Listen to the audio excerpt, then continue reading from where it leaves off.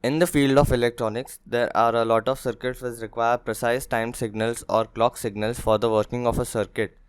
Nowadays, digital circuits use crystal oscillators for this purpose, but for an analog and simple oscillator or timer, there exists a IC named as 555 which has been in existence for decades. Now, before using any IC, we should take a look at its datasheet and search for important parameters. As always, the datasheet consists of very detailed information involving waveforms, packaged information, maximum parameters, etc. Now for this video, I need 3 pages from the datasheet to refer to. First, it is a good practice to look at the maximum input voltage the IC can take and the maximum output current the IC can provide, so you won't damage the IC while using it. Now let's take a look at the IC itself. The most commonly used package is this 8-pin dual inline package or DIP. This is the internal block diagram provided by the datasheet. There are the power input pins, that is the VCC and ground.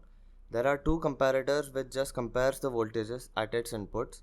There is a RS flip-flop which works as a one-digit memory or latch switch with an inverted output. There is an output buffer for isolation between the output and the integrated circuit. There is a transistor used as a switch connected between ground and discharge pin and is operated by the RS flip-flop. One of the input of the upper comparator is taken out naming the threshold pin, and one of the input of the bottom comparator is taken out named as the trigger pin. The collector of the transistor is taken out named as the discharge pin. Now there is a control terminal taken out from the second input of the upper comparator which is used to offset the output pulse or waveform. And lastly there is the output pin. Now the resistor ladder you see here consists of 5 kilo ohm resistors each and works as a voltage divider, which in this case divides the voltage in 3 parts.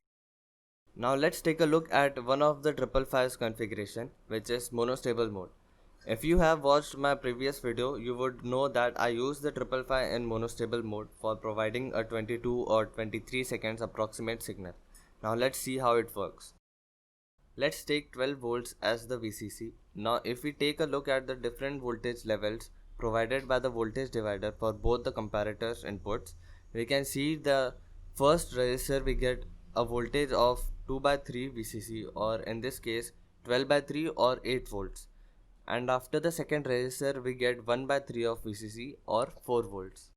As per the connections we have made to the trigger pin, which is the inverting input for the lower comparator, when the switch is not pressed, the voltage at the inverting input is 12 volts, which is higher than the voltage at the non-inverting input, which is 4 volts. Hence the output is 0. Now for demonstration, I am using ones and zeros for VCC and ground. When we apply power to this circuit, capacitor C1 starts charging through resistor R1 and the voltage at threshold pin starts to rise. As the threshold pin is connected to the non-inverting input of the upper comparator, when the voltage starts rising at power up, we get 0 as the output, as the voltage at inverting input is more than the voltage at non-inverting. Now as the output of the flip-flop is inverted, the transistor activates and discharges the capacitor C1. Now when we press the switch, voltage at trigger pin or inverting input is grounded, which is lower than 4 volts at the non-inverting input.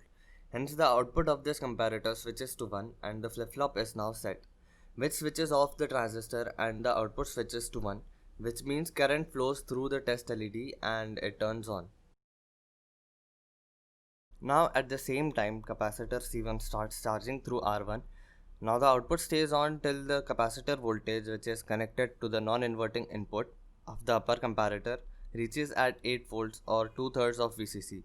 The output switches from 0 to 1 and resets the flip-flop, resulting in turning on of the transistor and discharging of the capacitor, and the output turns off.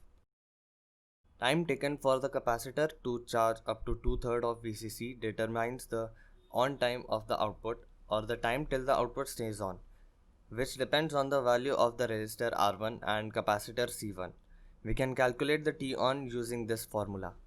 Now I will be taking R1 as 200 kilo ohm and C1 as 100 microfarad, as I took them for the previous video, and we calculate the T on or the on time, which comes out as 22 seconds, which matches my practical observations.